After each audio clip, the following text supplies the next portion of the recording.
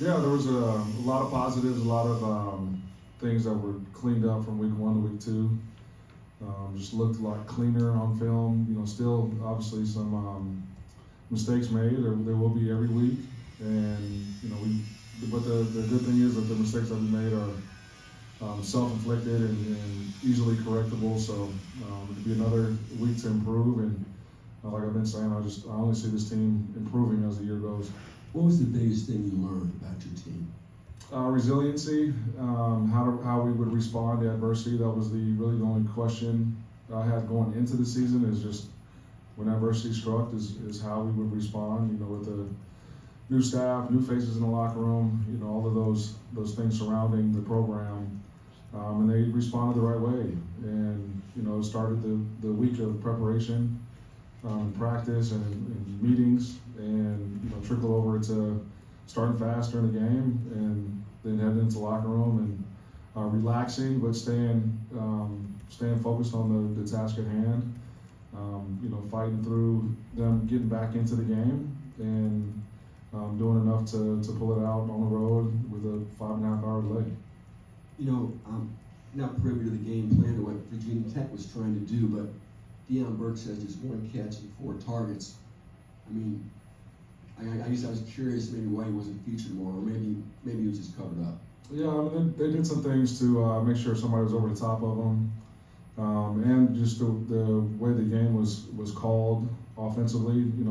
HUD reads the defense and puts the ball where it's supposed to go, and so there was just a microcosm of those 2 different aspects. Virginia Tech trying to do things to make sure that we couldn't blow over the top of the defense with him specifically, and just the nature of the play call and finding the right receiver to get the ball to.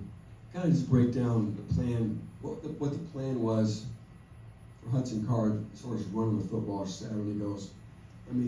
What's the sweet spot there on calling runs, and how much would you like to see him run moving forward?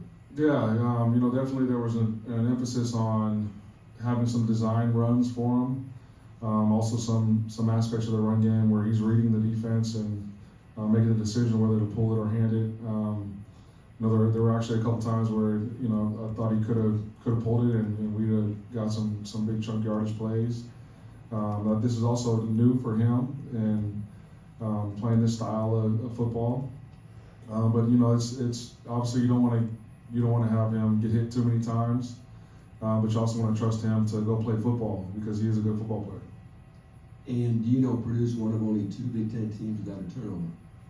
I did not know that, but I have been pleased with the ball security, and that was one of our goals going into the game was to win the turnover margin.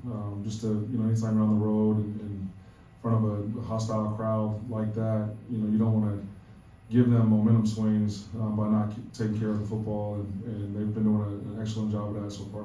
Your depth chart shows Gus Hartwig at top of the center spot. Can you talk about that and the likelihood that he will play Saturday? I don't know if he will play or not Saturday. We got to trust the docs and trust where he's at in the rehab process. But I can guarantee you when he's ready to play, he's going to play.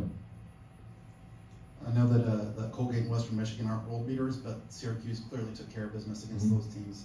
How big of a challenge is this? Obviously Syracuse beat Purdue last year, so you're facing a good football team here. Yeah, you guys have seen the schedule. Like every week, it's going to be a good opponent, and you can't fault Syracuse for playing Western Michigan and Colgate. Like those, they did what they were supposed to do, and so you watch film and you see both sides of the ball.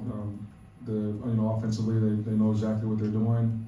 With the new offensive coordinator that was on staff a year ago, they've changed a little bit. But how much is that is just nature of the 2 opponents they played, and will they get back to doing what they were doing a year ago? And then defensively, Rocky Long is highly respected in the defensive ranks of coaches in his profession. Runs that 3-3 stack, 3-3-5, defense, and brings pressure 50% of the time, and there's always movement up front. So from a schematic standpoint, they do a really good job offensively and defensively, and we'll have to be on our P's and Q's going into Saturday.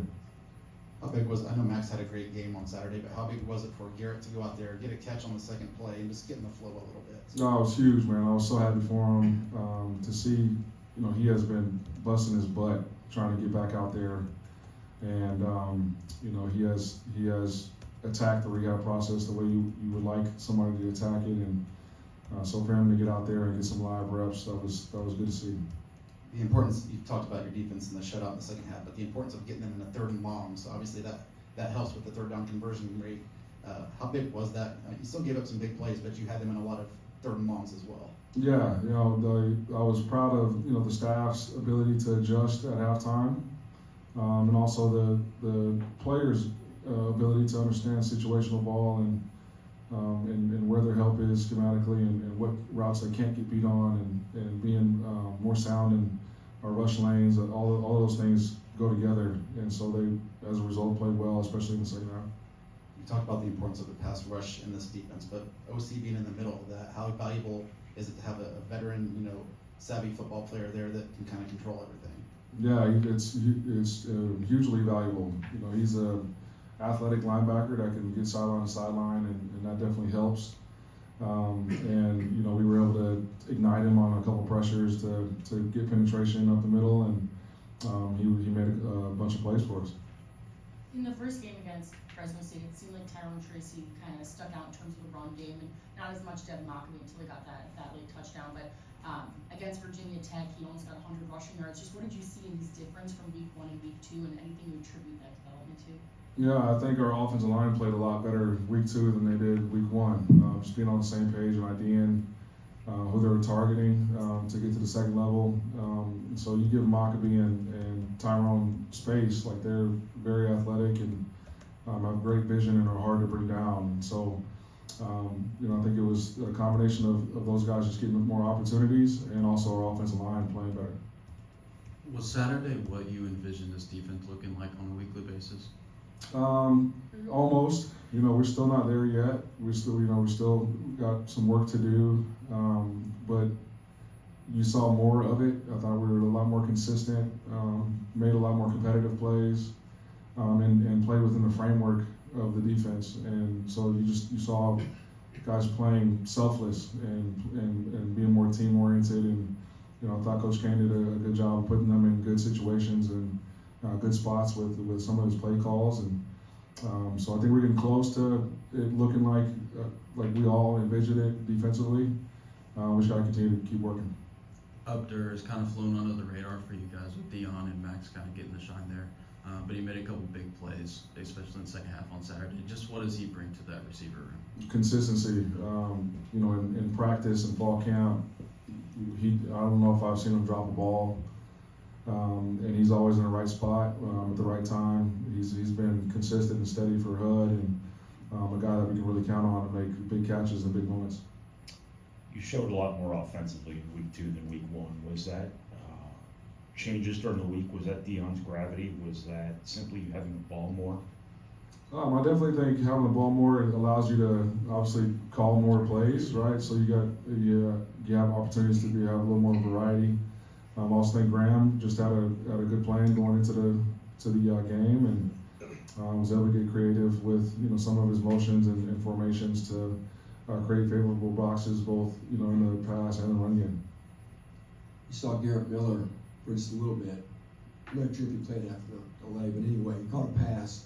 Just what you thought of Garrett and what the plan was for him Saturday and what the plan is moving forward. Yeah, we're just trying to ease him back into the lineup, back into rotation to give him confidence. And anytime you go through a traumatic injury like you did, just as much physical it's as much mental. Just getting over the hump and being confident and playing the way he knows how to play. So we had a small package for him, and that's why you saw him when you saw him, is just when that package was available to us offensively, and he will continue to get more reps as he feels comfortable, and I'm excited for his season and his career here. Has your path ever crossed with Dino Babers? It has not.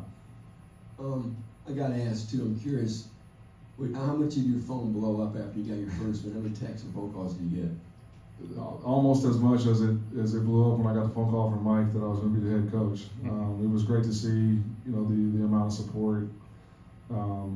But even more, just it was great to see the guys celebrating in the locker room, and I didn't play a snap for all those that watched the game. So it's all about the players, and they pulled this one out, and they played well, and they prepared well all week, and I'm excited for this week and to see their improvement. Did you play in or stand man on the plane right back? No, we're done. We're done hearing that one. Probably for a long time. Your first sellout, and then also first, I guess, night game aside from obviously the delay, kind of playing in the evening. What do you kind of look most forward to that?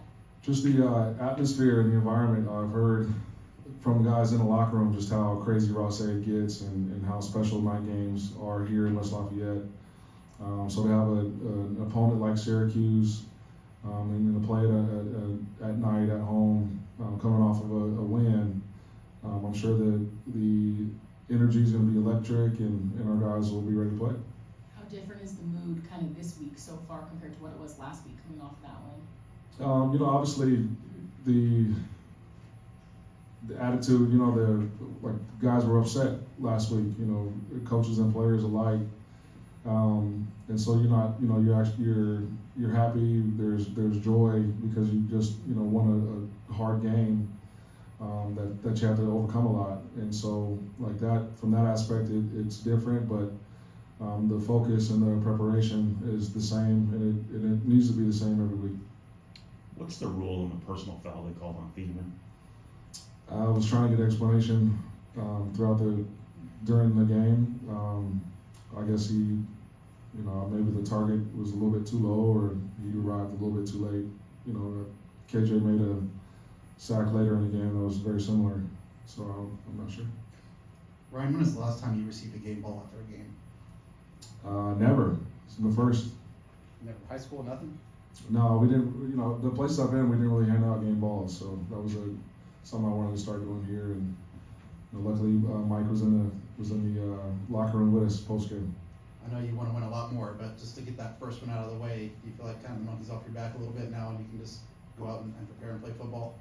No, I mean, it was never, the goal was never to get just the first one. It's to go get them every week, and so, I didn't put any added pressure going into week 2 with dropping week 1. It's just the preparation and the routine week in and week out is going to be the same, no matter who we're playing or what's at stake.